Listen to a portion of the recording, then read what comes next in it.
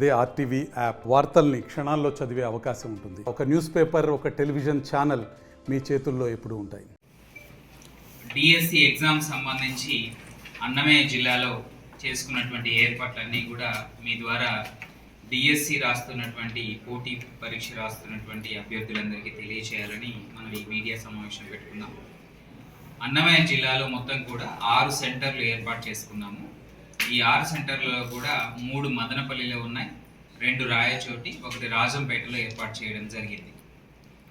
So ఇవన్నీ కూడా 6వ తారీఖు నుంచి జూన్ 6వ తారీఖు నుంచి జూన్ 27వ తారీఖు వరకు కూడా ఎగ్జామినేషన్ షెడ్యూల్ ఇక్కడ జరుగుతుంది. ఈ 6 సెంటర్లో కూడా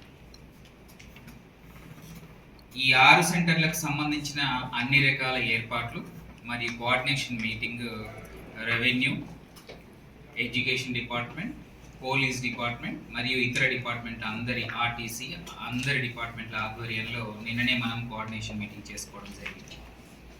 సో ఈ సెంటర్లలో ఫ్లయింగ్ స్క్వాడ్స్ కానీ అలాగే ఎమ్యూనిటీస్ అయినటువంటి electricity, water, medical and also sanitation అన్ని రకాల ఏర్పాట్లు కూడా అక్కడ చేయడం జరిగింది.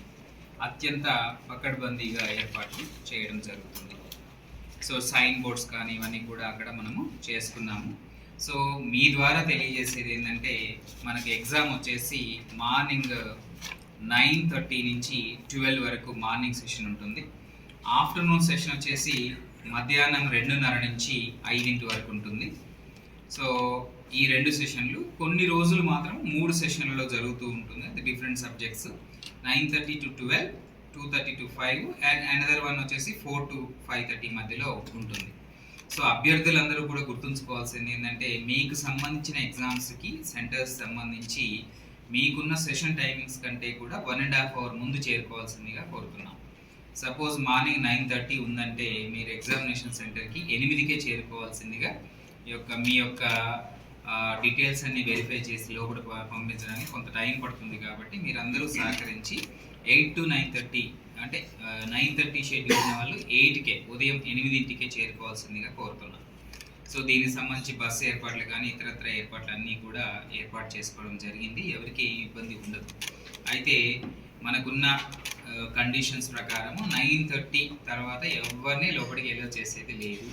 పొరపాటున ఎలో చేసినా కూడా సిస్టమ్ వారిని యాక్సెప్ట్ చేయదు. సో దానికి అనుగుణంగా మీరందరూ గుర్తుపెట్టుకొని ఒక్క నిమిషం డిలేతో కూడా లోపలికి తీసుకెళ్ళడానికి లేదు.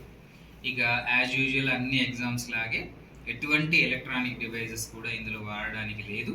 సో దయచేసి మీరందరూ గుర్తుపెట్టుకొని అది మీ యొక్క ఎలక్ట్రానిక్ డివైస్ అన్నీ కూడా బదిలీ వేసి రావాల్సిందిగా కోరుతున్నాము. మరిన్ని వీడియోస్ కోసం ఛానల్ ని సబ్స్క్రైబ్ చేయండి. లేటెస్ట్ అప్డేట్స్ కోసం వాట్సాప్ ఛానల్ ని ఫాలో చేయండి. అండ్ లింక్ డిస్క్రిప్షన్ లో ఉంది.